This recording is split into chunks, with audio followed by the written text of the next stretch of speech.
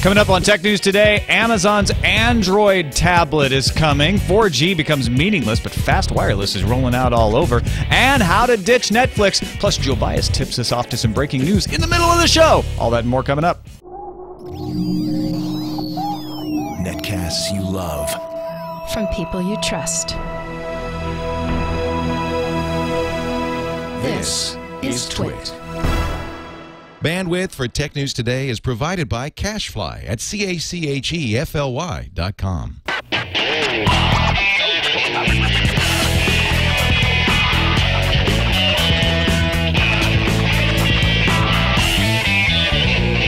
This is Tech News Today for Wednesday, July 13th. Wednesday the 13th, 2011. Tech News Today is brought to you by Slingbox, which just turned your iPad into a television. Slingbox introduces their iPad app, so now you can watch your home TV on your iPad anywhere you take it. Check it out at Best Buy or slingbox.com/twit. Welcome to Tech News Today. I'm Tom Merritt. I'm Sarah Lane. I'm Ayaz Akhtar. I'm Jason Howell. And very happy to have along with us today Jason Heiner, Editor-in-Chief of Tech Republic. Hey, Jason.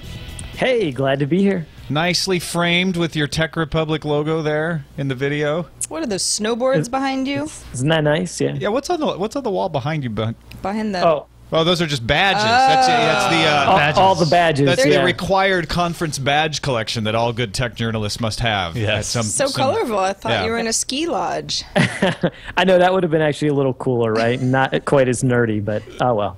Well, let's start off with a good nerdy rumor. Wall Street Journal reporting that Amazon is going to release an Android tablet this fall. Amazon will also refresh the Kindle reader with 2 new versions in the third quarter. So we're expecting an Android tablet 9 inches before October. Cited by the often cited people familiar with the matter, according to Wall Street Journal. Those guys are good. And the tablet will not have a camera, but will work with Amazon's video, music, and ebooks. Then the Kindle will become a touchscreen device, as well as a second non-touchscreen but cheaper version of the current Kindle. So this looks to be the layout for the Amazon strategy. The Barnes & Noble Nook is currently hot. Everybody, it's like top of the gadget want list. A lot of people are saying it's the top selling e-reader out there. In fact, everybody but Amazon says it's the top selling e-reader out there. But this is their response to that. The thing about the Nook is that you can root it. It's Android. You can actually put freaking honeycomb on there or gingerbread. So is this going to be enough? Amazon coming out with a 9-inch Android-based tablet? What else does it have to be in order to steal the thunder back? Nobody knows. Nobody knows. No, I think the real integration has to be Amazon's video-on-demand services, their ebooks, their music. They have all those services, and they've been holding back forever for things like regular Android devices and holding back on iOS. Once they have their own tablet with their own bunch of stores, that always seems like that's a killer combination because they have that all built in. They have one click. That probably will make this really important for a lot of people. Yeah, people love Amazon for things other than books. So if they have a tablet that helps... I buy shampoo there. Well... I don't think that applies to my tablet. I have used Amazon's video... for the shampoo. On demand. Works really well. I'd love to have that functionality in a tablet. I'm currently watching Breaking Bad from the Amazon Video on Demand store. Are you? Yeah. Instead of iTunes? Over Roku. Interesting. Yeah. Jason, what do you think? What do you think Amazon has to do? If this is $400 or less, I predict it will run away with sort of the number 2 slot in tablets. It'll be by far be the best-selling tablet. You mean behind the iPad? Behind the iPad, right? Nobody's going to get to the iPad. iPad's going to sell something ridiculous like 40 or 50 million this year. But this thing could easily sell a couple million, 2 to 4 maybe. The thing that the Nook has going for it is price. I mean, it $250, and you can root it, or even it can be. It's sort of a decent tablet on its own with some of the things that they've done. Just nobody's gotten the price right on the Android tablet thing. It's just like everybody keeps releasing one, and it's just like next. That they just can't get it right, and mostly it's on price. So.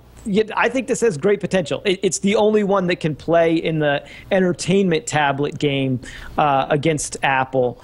Then that's what a lot of these other ones are really missing. And a little bit because of Android and the gaming factor, it can play in that as well. And they're curating their own apps. So yeah, this thing has great potential if the price is right. Big advantage Amazon has is the store, is the content that they have access to. Do you think it would be a mistake, Jason, for them to split the difference between the Nook and the iPad? Should they go one direction or the other? Because like you said, the thing about the Nook is the price, and it has some apps, even if you don't root it, so it can do a lot of things, but it isn't as fully functional as a full-on tablet. Should Amazon just go full-on tablet and take on the iPad? No, I don't. I think that's still kind of a losing proposition. The thing that Apple has going for it is just this massive ecosystem of stuff that's built in. There just aren't that many good tablet apps on Android yet. So I just don't think it can totally compete.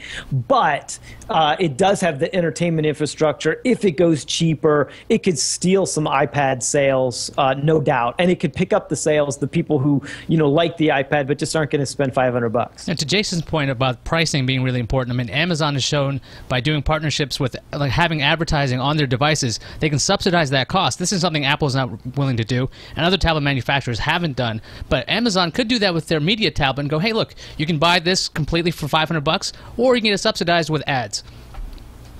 Yeah, I think they could even outprice the Nook. They could go $299, or maybe do it subsidized with ads, like they've been doing with the current Kindles, and go and get people to buy it because it's Amazon, because of the fact that you've got more content, you've got more oomph behind it. But I think they'd have to play in that ballpark. I don't think they could play with the iPad yet either. I don't think they would ever make the mistake of trying to price competitively with the iPad. Or trying to compete on features with the iPad. Well, I just don't think that I don't think there's any way that they're going to price it anywhere around the iPad. They're going to have to go down a lower. bit. Yeah, but I think that they could outprice the Nook and still do okay because of their brand recognition. Maybe so. Yeah, and as you make a really good point about the ad supported. Maybe we'll see an ad supported Android tablet for $199 or something. I mean, the thing is, the other rumor in this is that the Kindle is going to be refreshed, and it's actually going to be cheaper. I mean, I think the lowest priced Kindle is at $114. I'm thinking this is finally the $99 e-reader that everyone's going to end up buying. So I think that they're going to do this. They're going to be pretty good in the e-reader market again, and that tablet's going to be something else. PayPal introduced a new money transfer widget today at the Mobile Beat Technology Conference in San Francisco, today being Wednesday. It allows for money transfers between two NFC-enabled phone holders. Now, there's no point-of-sale system yet. This is just for personal transactions between two people who happen to have Nexus S phones. Because that's the only phone that supports in the U.S. Right. But they demonstrated it, and you kind of have to do a little bump thing. You essentially, like, you request the money, you bump, the other person gets the request, and then sends the money. I love this idea, but I think that person to person, if Ayaz owes me, I don't know, $20 for, the concert tickets that I got him, and this is a very simple way for us to exchange money, and at whatever point that NFC rolls out to more phones, we both have it and we use it. That's great. That kind of thing happens every so often, right? Point of sale at a retail shop happens all the time. I mean, a good, once a week, if not more, I'm at the grocery store, and this would be much more helpful to me, I think. Well, that's what Google's doing with Google Wallet. Exactly. Yeah. Well, I like this whole PayPal thing because I don't carry cash, like, ever. So this would be a lot easier because I would owe somebody $20 over something. I'm like, well, do you have a Square device? Do you have something strange? Yeah. Or do you have NFC and PayPal? Odds are you probably have PayPal if you're in near San Francisco. Everyone seems to sell something. So that would work for me really well. And I'd probably be like, hey, do you have a Nexus S? Get a Nexus S so I can give you money that way. And Jason, this sheds some light on why eBay purchased Zong for PayPal recently, right? Oh man, the thing is that PayPal, I like that PayPal's doing this, is PayPal's getting in the mobile payment arena, because this thing is coming soon and coming quickly, and a lot of people are in on it. They're a little late. I think that it's big that PayPal's on there because there's a lot of people who are already on PayPal. It can't just be NFC though. It's got to be, there's a lot of these kind of bridge technologies coming out now where people are trying to set it up so you can do do this even with an older phone and that kind of thing. They're going to need to do that. But PayPal, a little late to mobile payments. I'm kind of surprised they haven't jumped on this earlier.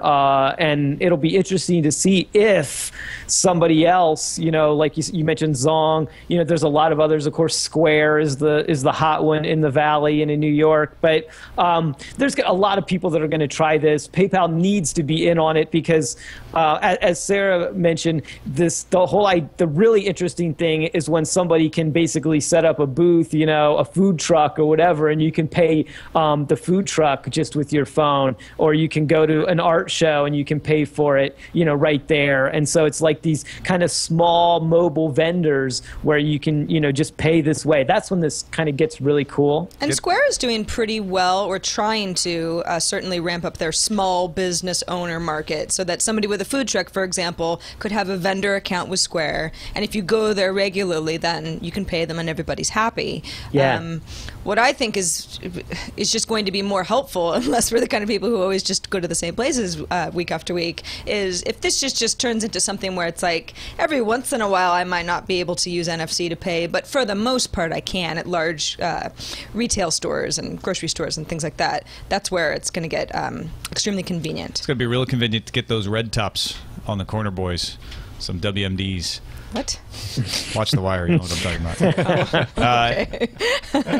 I didn't get it either. I It's do okay. have to say, in that video where they showed the bumping of it, I just wondered, wouldn't it be faster if I just texted, or emailed? Well, if you Like, have a typo. PayPal works over email, right, already. There is a PayPal app that would allow... Wouldn't it be faster than having to do the, okay, I'm going to type in how much I want, and then we're going to bump, and then you're going to get it, and then you're going to put in your password, like... Well, I mean, it's probably like, a three-step process, because if you're going to be passing money around, you want to make sure you're not doing it by accident. Okay, your phone's buzzing, and this is going on, and you're stuck to somebody for, 3 seconds? So odds are you know what's going on, versus PayPal going, okay, great, now we have to deal with a bunch of refunds because you were just near this person. Yeah. On to RIM's shareholders meeting. They had this today and announced that nothing is going to change. Everything is just fine. Go about your business. Up and up, that Hey, RIM. but we're going to have 7 new phones coming by the end of the year with Blackberry OS 7, including the bold 9900, the 9860, the 9850, and probably the 9900, 9930 is what we saw back in May. So 7 new phones with 9s in their names. And no splitting of the CEO roles. It's still co-held by Balsley and Lazaridis. It was a very quiet shareholders meeting. They re-elected the entire board. No one even questioned the dual leadership. And Balsley said, RIM's foundations are very strong. We're on the verge of one of the biggest global product launches in our history. We're not perfect, but we give our best every day. We literally don't take a day off. I mean, was the entire board reelected after they said, hey, we're going to launch 7 new phones? Because maybe people said, well, I don't know, let's wait for these 7 phones to launch and then see how it goes, see where we're at the end of the year. RIM shareholders must be really, really patient or tranquil or something. I don't know why they aren't screaming. Over at All Things D, the headline was no angry mob at RIM shareholders meetings, because that's what we're expecting. Somebody has to be like, hey, somebody needs to investigate this. And there is a current investigation that's going to wrap up in January to see if this co-CEO thing works out. But it goes to the board, and the board gets to decide to keep themselves. So it seems really weird. It does, and these guys, the 2 co-CEOs, as I understand it, they really control the board. So I don't think there's a whole lot happening there. But it's a shocker to me that the company hasn't come under more pressure internally in some ways. And from what I've heard, it actually, there has been a lot of internal rumblings there. At one point, I believe last year, they kind of were trying to decide whether they might even ditch their OS and go to Android. There was some real internal fighting about that. A lot of people felt like, look, their OS just can't catch up and they can't do enough, And of course, now they've kind of gone to QNX, this little company that they bought.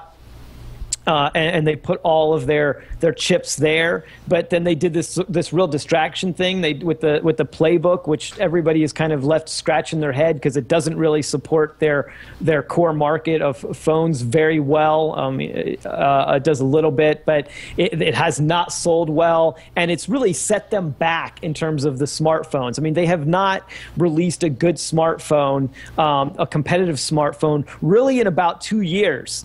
Since the last really hot smartphone that everybody got excited about was the Blackberry Bold, the original Blackberry Bold, and then after that they released the Blackberry Storm, and ever since the Storm, it's just been sort of dud after dud after dud, and then they keep doing the same thing that they're doing now. Everything's fine. We're working on it. You know, we've got great stuff. People love our product. Stephen NC in our chat room says, I don't get this in trouble mean. They sold 13 million Blackberries worldwide last quarter. That's a lot of phones. Yeah, but they're selling them cheap to mostly developing world, and they're not, you know, capturing they're losing the top end of the market where you make all of the money.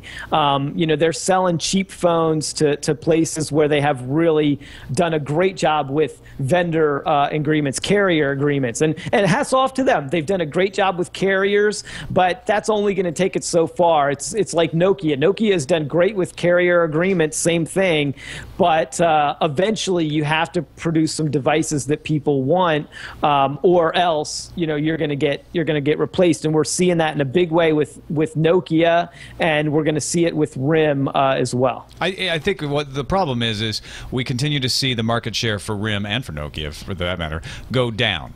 It's still huge, but it keeps going down, and that's what's got people worried. And when the shareholders meeting says, not to worry, 7 new phones, Blackberry OS 7, a 4G playbook coming out this fall, there's nothing there that makes you go, oh, that's going to turn the tide. They're not bad announcements, but I think people are looking for something more. It's not as if the first playbook was such a runaway hit that the 4G playbook is just going to, you know, knock it out of the park. Yeah. Like, okay. Yeah, it's also they you know, there's nothing that makes you get a sense that they have any urgency either. That's part of the problem with their whole PR problem, is that, you know, you really want them to come in and say, hey, look, we realize the market is really hot with touch devices right now, and you know what? We're going to produce one of the best touch devices in the world. We're going to take the stuff that we're really good at, and we're going to one up these guys. We're going to catch them, not only catch them, but we're going to produce a fantastic device. You know, I don't get any sense of urgency from them. I don't get any sense that they realize that that they've been that they're under you know, a lot of pressure. I never have. When the iPhone came out, they completely mocked it. When, you know, Android got big, they talked about, you know, they joked and they talked about how it was going to have no effect on their market and all of this. And, you know, so these guys just are totally blowing it. They did have a good product, and they have a lot going for them, but from a leadership perspective, they're not sending the right messages, and they're not delivering the right kinds of products, and it all comes down to that. I think they're in the same position as Microsoft, where it's all perception. They make good products. They've got a ton of enterprise customers. They've got the most secure platform in the world. They're selling millions and millions of Blackberries to enterprise. They're sending millions and millions outside of the United States. So they feel like they're in fine position. It's a perception problem. It's people saying, yeah, but we want to hear something else. We want to hear something more exciting. So maybe they're right. Maybe they don't need to do anything crazy. Maybe RIM's going to be just fine as long as they continue to progress. And they are doing new things with QNX, with the Blackberry playbook. And as they refine it, maybe that'll get they'll better. just be the next version of Palm. I mean, that's what they're doing. I don't know how they don't see what happened to Palm. That complete failure for a while, and then go, oh, look, they got bought up. This is all over. This is what's going to happen to RIM, unless they try something drastic like what Nokia did. Said, hey, look, we're throwing out our operating system. We're going to go with Windows. Let's try something new, because RIM's just staying, oh, yeah, we'll put our head down. We'll keep going, and we're Canadian and nice. All right, they're destined to just turn into a niche player. I mean, that's what's going to happen. They're going to be a niche player, not even for enterprise, but really high security enterprise, government, some healthcare, you know, those kinds of folks. Because really, enterprise, which is the company we talk to a lot at Tech Republic, you know, they're dumping Blackberries all over the place right now. I mean, not deploying Blackberries anymore. So. So I think that RIM's destined to just become a niche player pretty soon. Well, if you believe in RIM's future, now is a good time to buy stock. Seriously. That's true. It's way down. That's not financial True. advice. Let's take a quick break and thank our sponsor, Slingbox. This episode brought to you by Slingbox.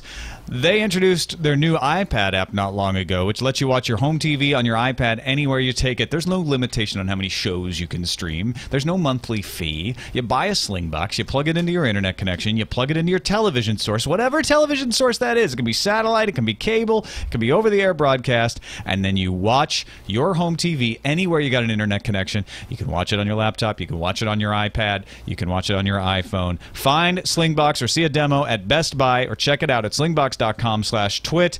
Free yourself to watch your TV whenever you want, however often you want, wherever you go, for no money a month. Just buy the box. Slingbox and your home TV, now appearing on iPads everywhere. We thank them for their support of Tech News Today. I use them. I use them when I travel. It's a great way to, sometimes the TV where you are isn't very satisfying, so you can watch some stuff off your DVR. It's good. Exactly. Plop it up on your That's iPad. why it's your home setup. Exactly. It's the way that you like it. On Take it with you. to a quick update on the News Corp situation with B-Sky B. News Corp has pulled the plug on its proposed acquisition of B-Sky B.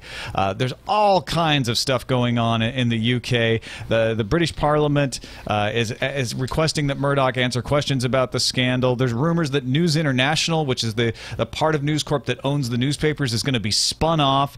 James Murdoch, who is the co-COO and the son of Rupert Murdoch, of News Corp, is also still the chairman of B-Sky B, but that whole thing is off, and the reason it's off, and the reason I'm talking about it on a Tech News Today show, is because it was a voicemail hack that has scuttled this entire deal.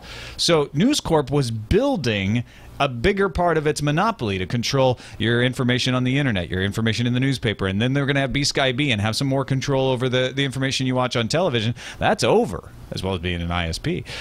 They are backing away from that for now because of voicemail hacks. And what's interesting to me about this is this empire is now under threat. The stock price is going down because the phone companies don't have secure voicemail. The reason this hack happened is they trust that if your caller ID says you're calling from your phone number, that they don't have to authenticate who you are. Everyone who's used Skype knows you can spoof any phone number. So it's dead simple to write a few scripts to allow you to get into somebody's voicemail. In fact, if you want to avoid caller ID spoofing being used to access your voicemail, you got to set a PIN on your voicemail, even when you're checking from your own mobile device. That's not very obvious how to do on a lot of phones. So anyway, Senator Jay Rockefeller here in the U.S. is calling for an inquiry. This whole empire is just crumbling. It's interesting that James Murdoch is still going to be chairman and, well, they call it non-executive director of B-Sky B, because I guess News Corp already owned 30-something%. They wanted to own the rest of it, which was what the acquisition was all about. But so they're still cozy together, right? And it's not as if the phone hacking, I mean, they apparently voluntarily said, you know what, the climate right now is too crazy, bad press, we're just going to shelf this for a while. But it's not as if anybody said, you're out of here and you can never come back. It could be revisited. Yeah, I mean, the ethics of it are what's at the heart of this, right? Yeah. But Yeah. Jason, don't you think it's quite interesting to think about this tiny security vulnerability that an industry has turned a blind eye to? And people have known about this for over a decade now. Totally. Has become the undoing of one of the greatest media empires on the planet. Yeah, it is. It is a little bit kind of scary and surreal. I do have to say, though, you know, News Corp has always been a little bit shady. I mean, everybody's, I don't know, that's kind of always been my impression. They've always been a little bit shady. I remember when they bought the Wall Street Journal, there were a lot of people that were just, you know, it just made the hair on the back of their neck stand up, because it's like, man, these guys sort of don't always do it the right way. And now they're buying sort of one of the most prestigious publications in the history of publications, right? So, but then the last few years, they've just kind of, they've stayed a step ahead of everybody and have kind of gotten it right again and again. And now I almost wonder, they've created a lot of enemies along the way, though. And I think that something like this is one of those things where a chink in the armor sort of showed up. And now, like, everybody who's, I think, ever had a grudge or a problem with these guys is coming out of the woodwork and really letting them have it. And it has really snowballed in a way that I'm not sure they're going to recover from this anytime soon. They were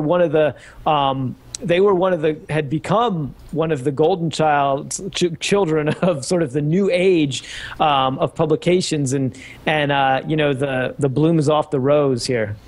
Yeah, I think they'll survive. I mean, I kind of overstated it when I said they're falling apart. They're fraying at the edges. Somebody said in the chat room. I think that's a better way to put that. Also, no, but they have. I'm sorry, the perception here is a problem. You know, in publications, perception is important, and for them, sort of having a reputation problem and some run-ins with the government, this is the margins are so thin in some of these businesses that they're in publications that. It's going to become, I think, a financial problem. They're not going away anytime soon. But it is interesting, as you started out to say, something so small that has led to a problem. This is definitely not over, and it's going to be, a little bit scary to watch if you're in the media business. Reed Hastings is probably scared to watch his inbox today.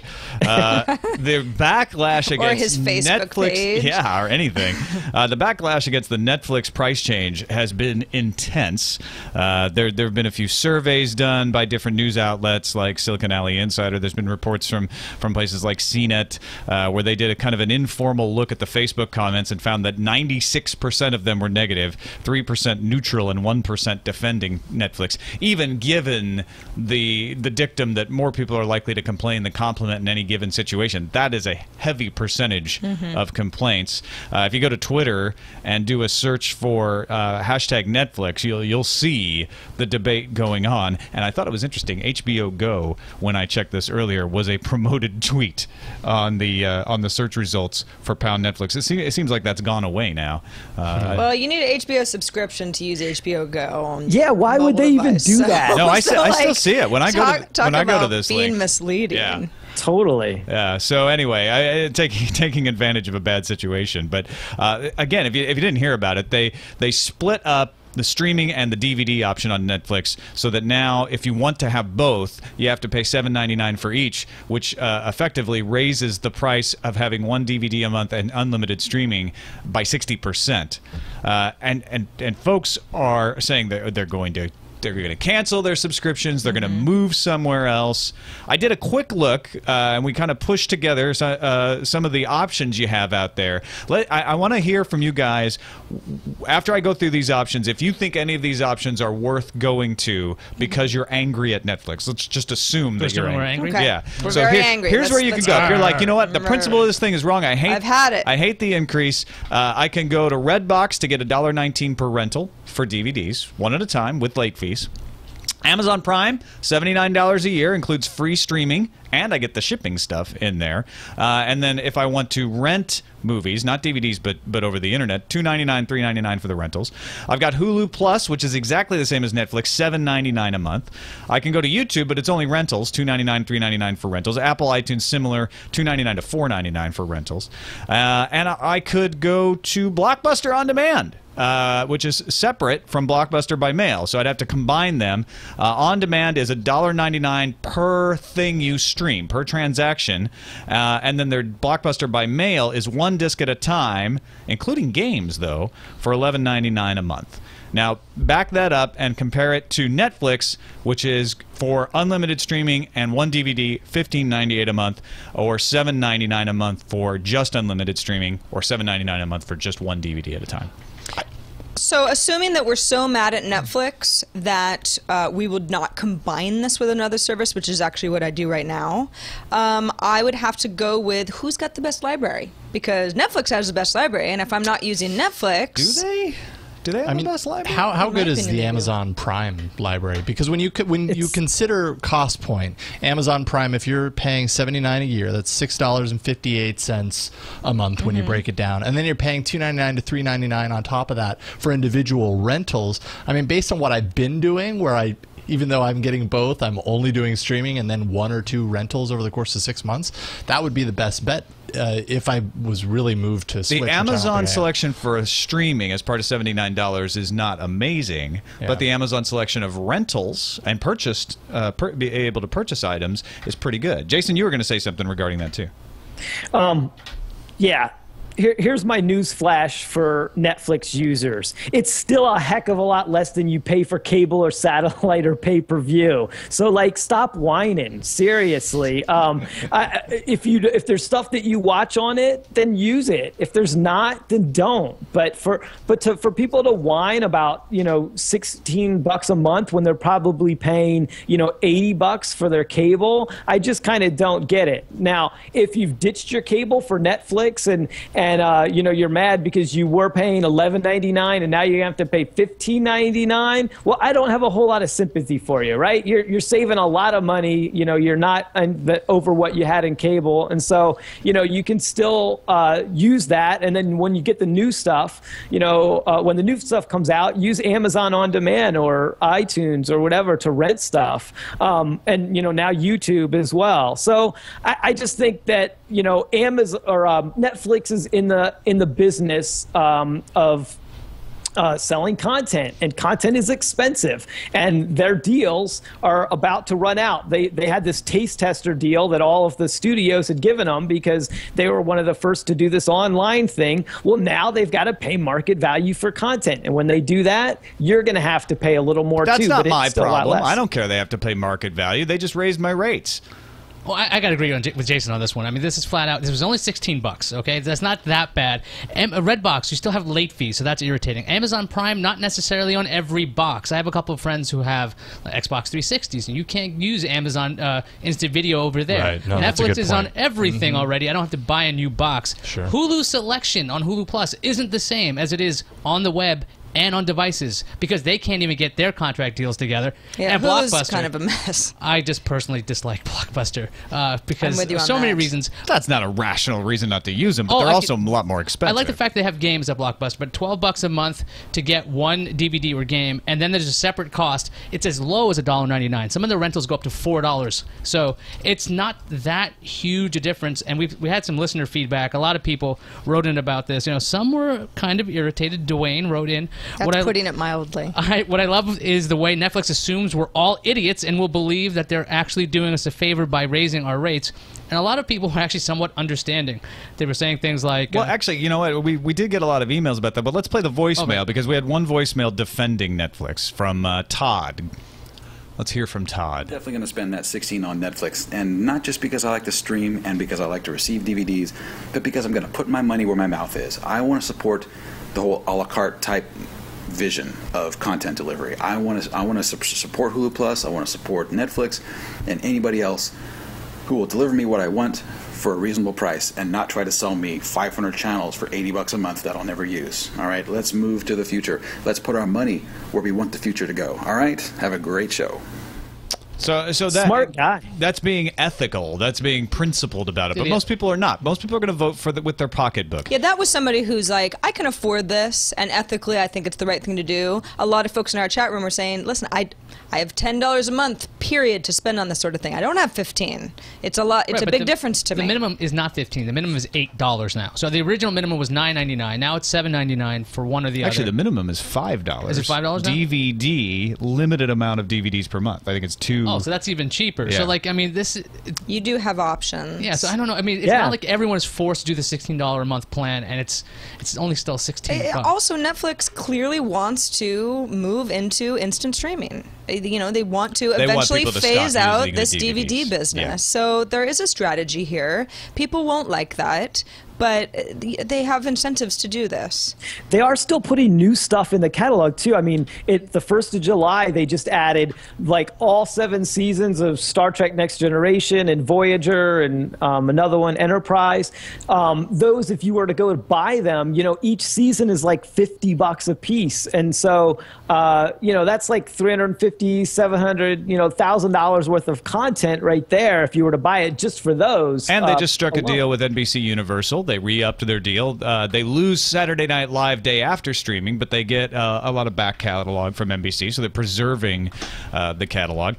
You know what? My opinion on this is, yeah, everyone has a right to be mad about a raise in prices. If your price is being raised, then you get to bitch about it, and you have the right to cancel and go somewhere else if somewhere else makes sense to you, or just cancel because you're mad. If you have the right to do that too. But in the end, what you're going to do is pick the service that has the best value per dollar and gives you what you need. Netflix may still be that. It looks like Amazon Prime is very interesting and competitive. Well, what this is going to do in the end, though, is stop people who were sitting back and just being happy Netflix customers from being happy Netflix customers. Is going to make them examine their choices and see if there's something out there that suits them better. I think Netflix is also banking on the fact that a lot of people come and go from Netflix, but since online video is so huge now, that maybe there are going to be some ticked off people who leave Netflix. Say, I'm done with your service, I'm going somewhere else. But they're also going to get enough new signups who go, ooh, instant streaming, $8 a month. Okay, I'll go with that. And maybe they want to pay the $15, and they're new, so they don't have anything to compare it to, and it sounds like a really great deal to them.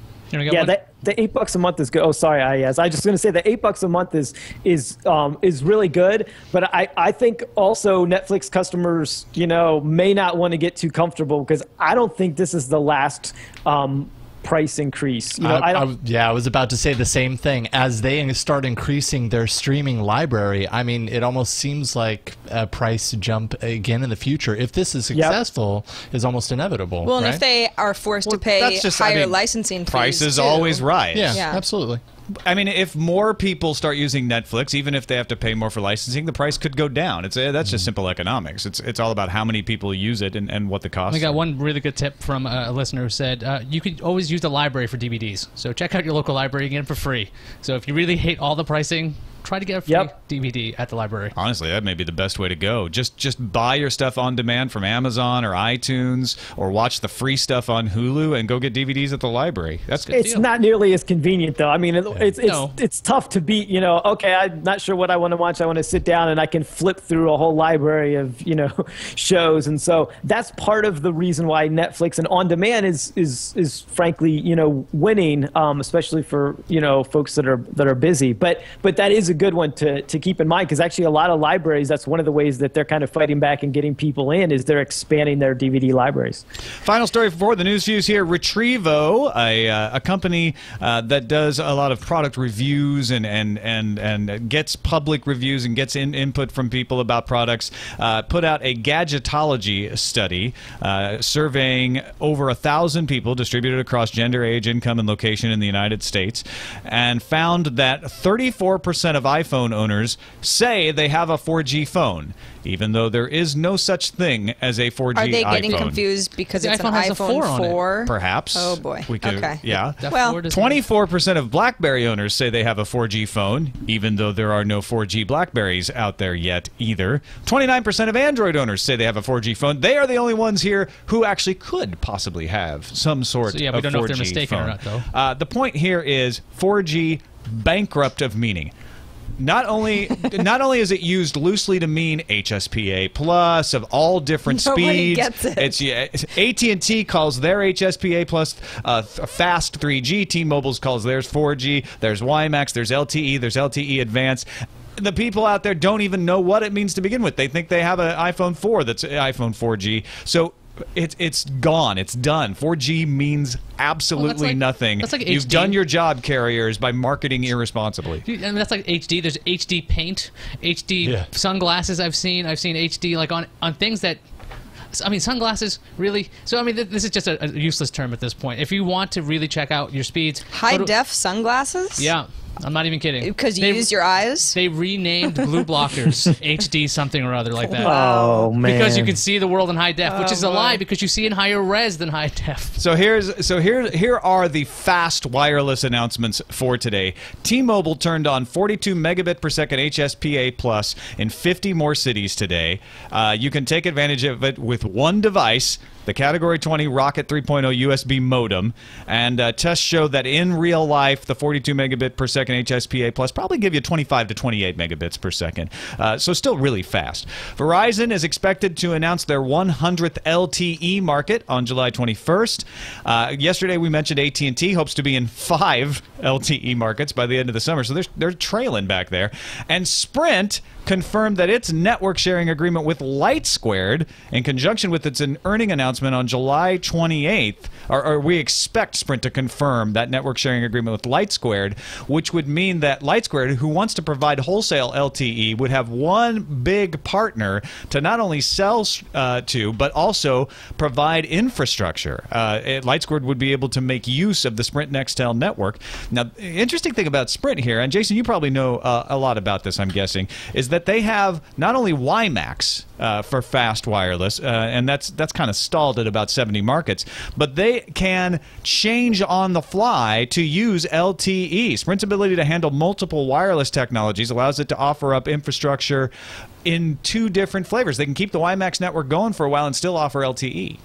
Yeah, the real key that Sprint has is they have more spectrum, wireless spectrum that could be used for next generation broadband. I'm not going to call it 4G, for next generation broadband than anybody, more than Verizon, which is the other one that has bought a lot. And that spectrum is what allows you to deploy lots of it to lots of people at very high bandwidth. So they've deployed some of that, not all of it, using WiMAX, but they could deploy more for WiMAX. They could also just say, you know what, we're going to switch gears and we're going to deploy it via LTE. And they could also say, you know what, we're going to upgrade what was our WiMAX network to LTE. And if they did that, it's not easy. And the challenge they have is once you start talking about this stuff is backhaul. You know, backhaul is the actual physical fiber that goes from towers to, you know, the internet. They don't have as much of that. Remember, Verizon is also a telco. So they run phone lines. You know, Sprint is not. So that's where they have their challenge. They'll need to partner up with somebody, you know, like a Comcast or AT&T, somebody big, somebody like that. So that's where they run into problems, or, you know, lay their own fiber, which is more expensive. But just from the wireless perspective, these guys are actually sitting on a gold mine that could really, if they play their cards right, and I'm not sure that they will because they haven't done it real well yet, but they do have the potential to do something big. Well, that is really interesting that you say that, because if they partner with LightSquared, they get help with that tower information that they're talking about. If LightSquared can solve their GPS stuff. And they already have relationships with the cable companies through WiMAX. Comcast and Time Warner have been reselling WiMAX. So if they can get them on board to help them, Sprint could, I mean, there's a lot of ifs in there. There are. But Sprint could make a big run and leapfrog into this race in a way they haven't been in over a decade. Yeah, it's true. The reason why I have a little bit of a doubt is they haven't really played their cards very well with WiMAX. They could have actually, and Intel, you know, put a lot of money behind this too, and was hoping that they would get it right, and they kind of didn't. They sort of messed up the backhaul. They didn't deploy it right. They should have had a really big leap on LTE and Verizon, and they kind of just didn't get it right. So there's, like you said, there's a lot of ifs, but they are still sitting on a gold mine. If they get the right people in there that understand that and sign the right partnerships and really push it, they could be the best competitor and, you know, the biggest threat to Verizon's sort of growing monopoly in LTE and next-gen broadband. You know, Verizon really has all the momentum right now, and, you know, it doesn't look like anybody's going to catch them. Sprint has the best shot at it. All right, let's go on to the news fuse. Wired.com has published the complete text of the logged IM conversation between hacker Adrian Lamo and Private Bradley Manning. He's the guy accused of leaking confidential information to WikiLeaks. Lamo has taken heavy criticism for turning Manning in. Wired claims they withheld the full text until now because it contained irrelevant personal information, but they've changed their minds because so much of that information has started to leak out in other publications. We took the high road until other people didn't. Yeah. Now we're not either. SocialStatistics.com has been tracking the most popular accounts on Google+, but today a few very notable names are gone from the list. Apparently folks like Larry Page, you might have heard of him, Vic Condotra, Sergey Brin, and Mark Zuckerberg have decided to close off a part of their account so they can't be tracked. Of course, everybody's saying, Mark Zuckerberg, of all people, wants a little privacy. Who does he think he is? Well, he can kind of do what he wants. Thinks he's Mark Zuckerberg. Well, he is. Virgin Mobile says that if you see 2.5 gigabytes of data in a month, that's a throttling for you, starting in October anyway. Virgin has previously dropped its unlimited $40 a month plan in January, with throttling occurring after 5 gigabytes back then. Additionally, Virgin Mobile has altered its pricing structure for calling plans. 2 fees were increased, but the unlimited calling plan got a $5 price cut. Sony's dual-screen clamshell Android tablet will come exclusively to AT&T. The S2 will run on AT&T's HSPA Plus network, but there's no info on pricing or availability yet. Sony's also working with Adobe on a contest to spark Adobe Air app development for Sony's tablets, with cash prizes totaling $200,000. Yeah. Let's hop over to Microsoft's Worldwide Partner Conference, shall we? Microsoft COO Kevin Turner said, expect 75 more Microsoft stores to open in the next 2 to 3 years around the U.S. There'll be a bunch of stores on the coast, a few spread around the middle of the country. Now, Alaska, you might be thinking, hey, we're the biggest state in the union. It's time. You will not be getting a Microsoft store. I'm very sorry. That's too bad. I don't make the rules. Something I can do. Apple will be bringing its iPhone 4 to a telecom in China called China Telecom. Creative, huh? By the end of the year. Possibly You're picking on China Telecom now. And why not? Possibly in November. It's a China good name. Telecom is the third largest carrier in the country with 105.7 million subscribers. That's a lot of people. According to Ticonderoga analyst Brian White, that's a better name. Apple could stand to gain $8 to $9 billion in revenue with this deal. Yesterday, there were reports that Sony would disable component output for the PS3. Ars Technica contacted Sony to find out what the heck was going on. A Sony representative said that video gameplay will still be available via HDMI or component, but Blu-ray movie playback will only be accessible via HDMI because of HDCP. This will affect the new CECH 3000 series of PS3s. So how well do you know your neighbors? You might want to get to know them a little bit better because sometimes they're not very friendly. Like Barry Ardolph, he repeatedly hacked into his neighbor's Wi-Fi network, tried to frame the neighbor for child porn, sexual harassment, threatening Vice President Joe Biden, among other things. For his misdeeds, Ardolph was sentenced to an 18-year prison term. He was caught after his neighbor set up a packet sniffer on his network, which led investigators right to the culprit. Maybe tablets and smartphones aren't killing PCs after all. IDC found that during the second quarter of this year that PC shipments were up 2.6% with 84.4 million units. In the US, PC shipments were down, but there was a huge growth in the Asia region, excluding Japan. HP was a big winner, shipping out 15.2 million PCs around the world. PCs for the win. Let's move on to the randomizer. Randomizer. Microsoft, on the heels of its Connect for Windows software development kit, is making available a spin-off that works with robots, a robotics development toolkit for Connect. This is pretty freaking awesome, Jason. Yeah, I mean, I really like that Microsoft is doing the SDK thing with Connect, and even though I sort of have my doubts about Connect and it's a little hokey, but that aside, it's really cool that they're doing the SDK thing, that they're opening it up, that they're letting developers use this and think of creative and fun and cool ways to do stuff that Microsoft never imagined with the product. That I really tip my hat to them for. And look, maybe this robot thing is finally about ready to take off, right? We've been waiting for this for a couple decades. A lot of us really super nerds. I'm waiting for that PC moment for robots. It feels like we're kind of still in the Altair Heathkit days of at least home robotics, and it'd be nice to have that thing that finally makes it take off. I'm not saying this is it, but it certainly doesn't hurt. And people have been doing some crazy cool Connect hats already with robots, not Connect hats, but Connect hacks. We knew what you meant. And so it's nice that Microsoft is playing along with that and saying, hey, let's try to help you out. Maybe they could make a Connect hat. Yeah. A Connect hat. And you wear it and you play games. And you walk and you around can play and games follow with your That's robot. right. Exactly. Hey, we got some breaking news in the calendar. Yeah, we do. And Gadget's reporting that Spotify is launching in the U.S. tomorrow. Story's developing, so we'll be sure to give you the full scoop. Maybe tomorrow. Let's hope. Yeah. The Amazon Kindle 3G is getting AT&T sponsored ad-supported option priced at $139. That's down from the $189 for the ad-free version. So, you can get a price break if you don't mind some ads. And Engadget Tipster also passed along shipping confirmation from Office Depot that the Lenovo IdeaPad K1 is lined up for delivery today. So it's happening. For everyone who thought it wouldn't, it's really happening. The Motorola Droid 3 officially hits Verizon tomorrow. That's July 14th. Priced at $199.99 or $200 if you're a normal person. Google's second quarter earnings are also going to be announced tomorrow, July 14th, after the market closes. There'll be a $199.99. Up or down? Say 200, Tom, like a normal person. Call of Duty Elite Beta is also coming tomorrow, July 14th. It's going to be a busy day tomorrow. And the Motorola Photon 4G is coming to Sprint July 31st for $199.98. No, it's $200. I just changed. Playing with the duck. I'm on Burgundy. MacBook Air rumored for tomorrow too.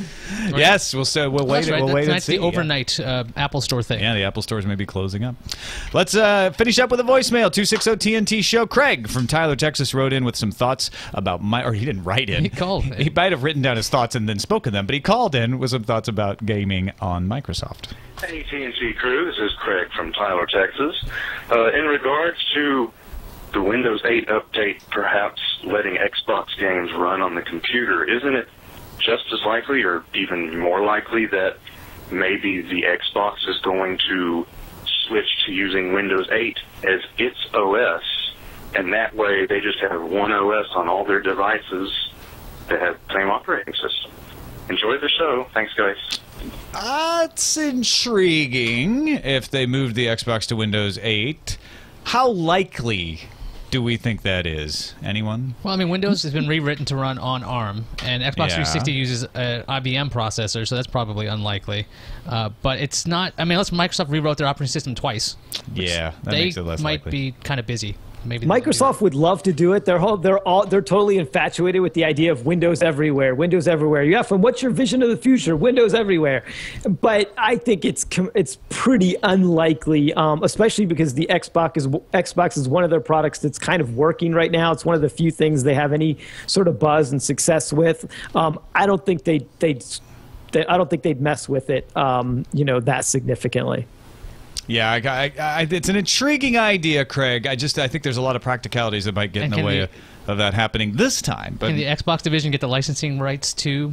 I mean, they don't really talk very well. Yeah, they might. The Windows team's like, no, you will pay us for a license. maybe on the Xbox 720 or whatever the next one is going to be.